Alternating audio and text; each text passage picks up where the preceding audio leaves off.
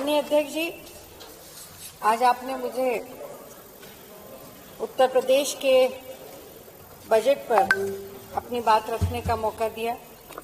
मैं आपका आभार व्यक्त करती हूँ। टाइम निकाल के मुझे दीजिए, मैं देख लूं। मान्यवर, हर साल इस बजट का आकार जो है वो बढ़ता चला जा रहा है। हर बार यही कहा जाता है कि इतिहास का सबसे बड़ा बजट है, लेकिन वर्तमान का जो बजट है ये हाथी के दांत की तरह है, मात्र दिखाने के लिए है। बाकी इस बजट में कुछ भी न नया है और न ही तर्कपूर्वक है। वित्तीय वर्ष 2024-25 का ये आखिरी महीना चल रहा है, लेकिन अभी तक मान्यवर पिछले बजट का मात्र 55% खर्च हुआ है। चिकित्सा विभाग में 54%, ऊर्जा विभाग में 60%, पीडब्ल्यूडी विभाग में 50%, कृषि विभाग में 50% और शिक्षा विभाग में मात्र 60% बजट खर्च कर पाए और फाइनेंशियल ईयर खत्म होने जा रहा है। 8,08 करोड़ का भारी भरकम बजट। रेवेन्यू सरप्लस की बात हमारे वित्त मंत्री जी हमेशा कहते हैं, लेकिन आरबीआई के जो आंकड़े उनके अनुसार ये बताना भूल जाते हैं कि सबसे दूसरे नंबर का, देश का दूसरे नंबर का सबसे कर्जदार प्रदेश अगर कोई है तो उत्तर प्रदेश है। 7.7 लाख करोड़ का की देनदारी उत्तर प्रदेश पर है। और इस बजट में भी जो बजट प्रस्तुत हो रहा है इसमें भी 51,000 करोड़ का कर्ज लेने की बात है। यानी प्रदेश में प्रति व्यक्ति 34,000 से अधिक का कर्ज होगा। और अगर बात करें तो 2016-17 में ये 18,000 था, मात्र दुगना हो गया। धनराशि कहां से आएगी मान्यवर? जो बजट आपने दिया है बड़ा बजट आकार में, उसकी धनराशि कहां से लाएंगे? तो जो बजट में ही लिखा, मैं उन्हीं आंकड़ों को पढ़ देती हूँ, शायद सामान्य रूप में इंटरप्रेट करने में दिक्कत। वास्तु एवं सेवा कर में 57% की वृद्धि होगी। राज्य उत्पादन शुल्क में 30% की वृद्धि होगी। विद्युत कर एवं शुल्क में 16% की वृद्धि होगी। ये लक्ष्य है सरकार का। इस वृद्धि की पूर्ति कैसे होगी? आम आदमी की वसूली से एक छोटा सा किस्सा याद आया माननीय अध्यक्ष। आप शायरी से उसका जवाब दे दीजिएगा, उसमें तो आप निपुण हैं। और कुछ आप अब हम लोग तो खुश हो जाएंगे कि शायद कुछ और आप दे दीजिए, कोई और घोषणा कर दीजिए। मान्यवर, एक राजा था, उसके यहाँ बहुत सारी भेड़ उसने पाल रखी थी। एक दिन बड़े खुश होकर के वो गया और भेड़ जितनी थी उनको इकट्ठा करके आया कि अब की जाड़े में सबको मैं एक एक कंबल दूंगा, बहुत जाड़ा पड़ने वाला है। तो भेड़ जो है सब खुश हो गई, सबने राजा जी की जय जय के नारे लगाने लगे। तो नहीं, हम इधर बैठे नहीं, उधर बैठे राजाओं की बात कर रहे हैं। उन्होंने उसमें से एक, सब खुश थे, एक मेमने ने अपनी माँ से पूछा कि माँ, ये कंबल बनाने के लिए ऊन कहां से लाएंगे? और सन्नाटा छा गया। तो ये जो आप इतना बड़ा बजट ला रहे हैं, इसका जो बोझ होगा, ये वसूली आप किससे करेंगे? ये आम जनता से आप वसूली करेंगे। स्टेट जीएसटी बढ़ाएंगे। विद्युत शुल्क से जो अप्रत्याशित और प्रत्याशित महंगाई पर बोझ पड़ेगा वो केवल आम आदमी पर पड़ेगा। और आपने आम आदमी के लिए इस बजट में दिया क्या? स्वास्थ्य विभाग की अगर बात करें, गंभीरता से इस आंकड़े को जरूर सुनिएगा। ढिंडोरा पीटते आप कि सबसे बड़ा आयुष्मान योजना में प्रदेश नंबर 1 है, मैं बधाई देना चाहती हूँ। पर सरकार ये बताना भूल गई कि इसमें जो फर्जीवाड़ा और घोटाला हुआ उसमें भी प्रदेश नंबर 1। मैं आंकड़े खुद नहीं प्रस्तुत कर रही हूँ। राष्ट्रीय स्वास्थ्य प्राधिकरण NHA, जो भारत सरकार की इकाई है, कि राष्ट्रीय धोखाधड़ी विरोधी इकाई NAFU की जांच में देश में कुल 527 करोड़ क्लेम फर्जी पाए गए, जिसमें से 139 करोड़ से अधिक उत्तर प्रदेश में फर्जी क्लेम पाए गए। मतलब पूरे देश में नंबर 1। देश का सबसे बड़ा बजट है, पर स्वास्थ्य जैसे विभाग के लिए मात्र 6% इस बजट में दिया गया है। जबकि कल की खबर थी कि बलरामपुर अस्पताल में जो स्ट्रोक यूनिट है वहां दवाइयां खत्म हो गई वहां कोल्ड चेन मेंटेन करने के लिए फ्रिज तक नहीं है। और उत्तर प्रदेश में जो डॉक्टरों की कमी है, माने ना माने, ये उधर के लोग भी मानेंगे, इधर के लोग भी मानेंगे।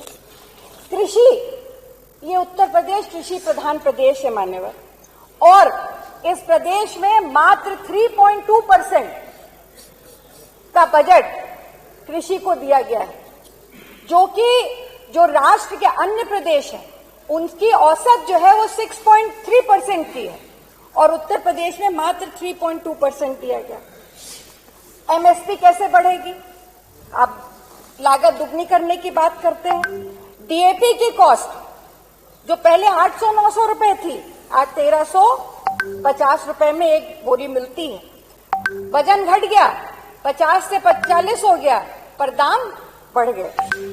ट्रैक्टर और कार का दोनों का टैक्स लगभग बराबर है, 12 से 28%। हाई यील्डिंग किट की बात करते हैं, आज माननीय मंत्री जी नहीं है कि बहुत मिनी किट हम देंगे किसानों को, पर बजट में मात्र 50 करोड़ का प्रावधान मिनी किट के लिए दिया। आप कितने किसानों को दे पाएंगे? हर घर जल, अपनी बड़ा अभी चर्चा हो रही थी, पीठ ठोकती है सरकार, लेकिन बोरिंग फेल होने पर, टंकी टूट जाने पर एजेंसी साफ साफ कह देती कि हमारे डीपीआर में इसका प्रावधान नहीं, हम दोबारा बोरिंग नहीं करेंगे। और तो और मान्यवर, घोटाला इस विभाग में भी जो हुआ, मेरठ, मुजफ्फरनगर, बिजनौर, बुलंदशहर, बागपत, इन जिलों में प्रदेश के और ऐसे 30 जिलों में बड़ा फर्जीवाड़ा हुआ। इन जिलों के 79 गांव की जांच कराई गई और पाया गया कि गांव में पानी के कनेक्शन नहीं है, पर वहां के अधिकारियों ने लिख करके दे दिया, प्रमाणित करा करके कि यहाँ पे हर जगह सारे काम पूरे हो गए। लोक निर्माण विभाग की बात करेंगे, नहीं वो तो बेचारे जब उनसे कुछ कहो तो पूरा कर देते हैं। मान्यवर, 4 एक्सप्रेसवे बने, पर जो उनसे बात, ये पिछले सदन में भी हुई थी बात, जो क्षतिग्रस्त हुई सड़कें, उन क्षतिग्रस्त सड़कों, उन एक्सप्रेसवे को बनाने और बनाइए, और अच्छे एक्सप्रेसवे बने, प्रदेश का विकास होगा। पर जो क्षतिग्रस्त हो रही है सड़कें, उनके रिपेयरिंग के लिए ना ही कोई प्रावधान इसमें किया गया है, और ना ही सरकार इसके लिए कहीं से भी इसको पूरा कराने की बात कह रही है। माननीय ऊर्जा मंत्री जी बैठे हैं, हम सब लोग की बातें सुनते हैं और बहुत अच्छे जवाब भी देते हैं, विस्तार से जवाब देते हैं। कल भी उन्होंने बहुत विस्तार से उपलब्धियां गिनाई ऊर्जा विभाग की, और मैं तो बधाई दूंगी कि पिछली बार भी इनको बड़ा बजट मिला था, इस बार भी इनको बजट मिला, पर खर्च मात्र 60% कर पाए।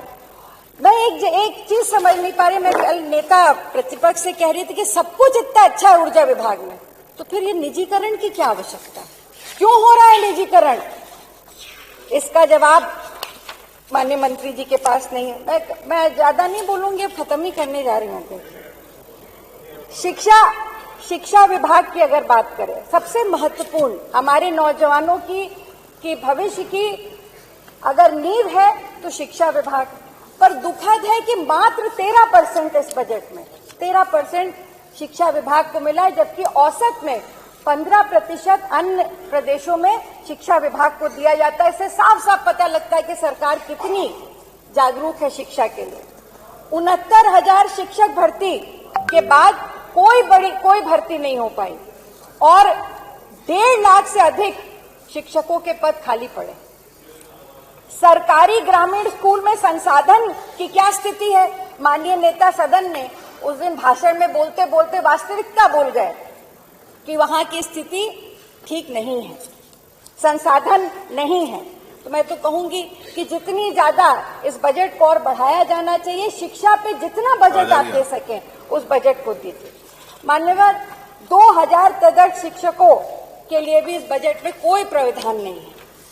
कानून व्यवस्था की बात करें, दुख लगता है, अफसोस होता है, जिस सरकार के खुद कैबिनेट मंत्री अपनी सुरक्षा की मांग करें, उससे ज्यादा दयनीय स्थिति क्या हो सकती है? वो खुद कहते हैं उनको डर है, और डर किससे है? अपनी ही पुलिस और अपनी एसटीएफ से ही मैं नहीं कह रही हूं, ये उन्होंने ही पूरे सोशल मीडिया में प्रेस कॉन्फ्रेंस करके बताया। दूसरे एक मंत्री, कैबिनेट मंत्री, उन पर अपनी ही पार्टी के कार्यकर्ता ने आरोप लगाया आत्महत्या के लिए उसकाने का। मैं कतई नहीं कहूंगी, मैंने तो माननीय संसदीय कार्य मंत्री जी से यही कहा कि इसकी पहले पूरी जांच कराइए और जांच करा करके इसको सदन में प्रस्तुत कीजिए। मान्यवर थैंक यू मोना दीदी। अब असली बात तो कह लो मान्यवर, असली शुरुआत करनी चाहिए। नहीं, अभी तक नकली कह रहे थे। अभी असली बात वो है जो बहुत सी बातें मैंने ऐसी कही जो यहां और वहां से हो सकता है संबद्ध ना हो, पर एक बात पे सब सहमत रहते हैं। एक बात और कहूंगी, एक आज सुबह खबर पढ़ी, 1600 एक खबर आज अखबार में पढ़ी माननीय अध्यक्ष जी, 13,500 करोड़ का एमओयू करने वाला वो भाग गया फर्जीवाड़े का और उस पर एफआईआर तक हुई। माननीय संसदीय कार्य मंत्री जी, ये असलियत है एमओयू साइन करने की और आपकी ग्राउंड ब्रेकिंग सेरेमनी की। अंत में मैं इतना कह के अपनी बात को समाप्त करूंगी। माननीय, ये जो 403 विधायक यहां बैठे हैं, माननीय वो सब समझ गए आप क्या कहना चाहते हैं।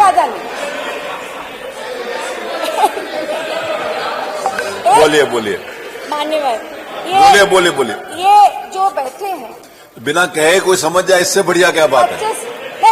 उनको तो मान्यवर अभी संसदीय बोलिए प्लीज। अगर घुटने की तकलीफ है तो घुटने का ही उनको प्रिस्क्रिप्शन लिखना पड़ेगा। मान्यवर, ये 403 सदस्य जो यहाँ बैठे हैं, ये इसी 25 करोड़ आबादी का हिस्सा हैं।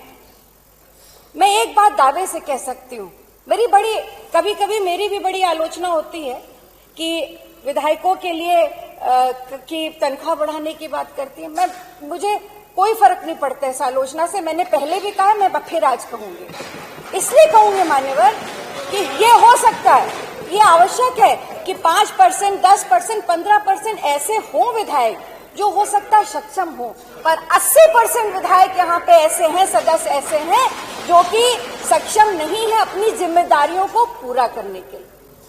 क्या इस बात से इनकार किया जा सकता है कि जो सदन में सदस्य आए हैं, इनके ऊपर बहुत सी जिम्मेदारी, विषय पे आइए, उनका ध्यान आकर्षित कर दें माननीय संसदीय कार्य मंत्री जी का। मान्यवर, इनको भी अपने क्षेत्र में अपने क्षेत्र में जाना पड़ता है, शादी ब्याह है, गमी है, हर तरह से क्षेत्र के लोगों के काम को पूरा कराने की पैरवी है। 40-40, 50-50 किलोमीटर दूर शहर मुख्यालय से जिला मुख्यालय पे जाते हैं अपने क्षेत्र की पैरवी के लिए।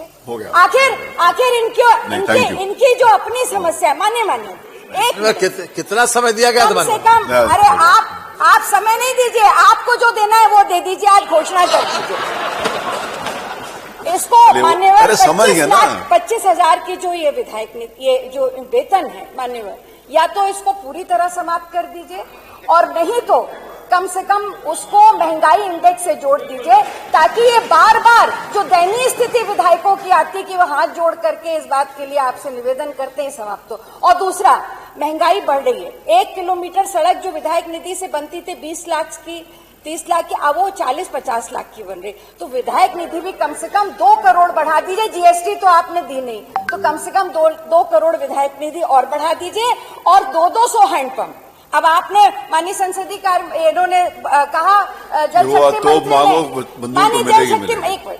शक्ति मंत्री जी ने कहा कि 2028 तक पूरा होगा। अरे हो गया, तो पानी की समस्या है। 200 हैंडपंप और माननीय मंत्री जी, आपसे निवेदन है कि आप सिर्फ वापसी का रिक्वेस्ट कर लें। माननीय इस पर आप भी तो कुछ बोल दीजिए,